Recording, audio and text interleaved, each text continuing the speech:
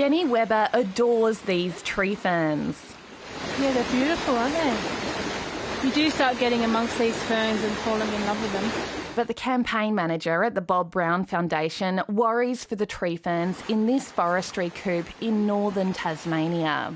This forest that we're standing in has 1,000 tree ferns that are scheduled for cutting.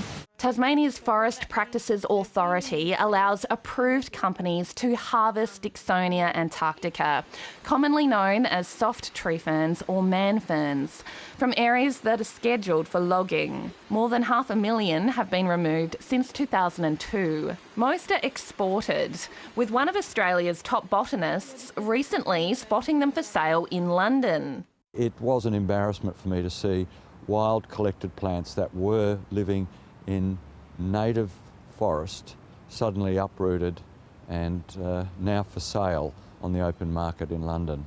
Tasmania's Forest Practices Authority says the ferns would otherwise be destroyed by logging operations. Salvage harvested tree ferns must display a traceable tag issued by the Forest Practices Authority. But with no mention of native logging on that tag, Ms Webber says buyers aren't told the full story.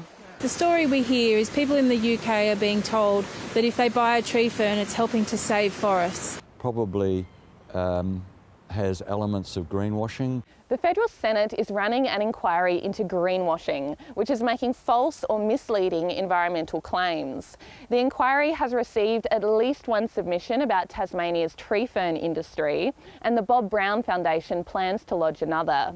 But the trade has supporters. Every individual tree fern is tagged. That tag provides full traceability through the system.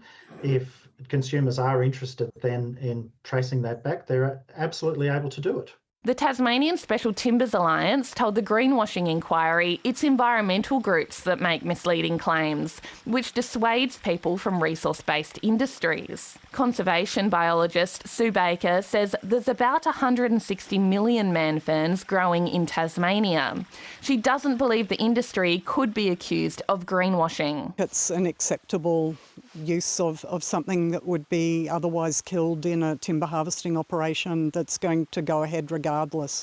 The Tasmanian government says its forestry sector strikes the right balance between creating jobs and protecting the environment. Emily Smith, ABC News, Launceston.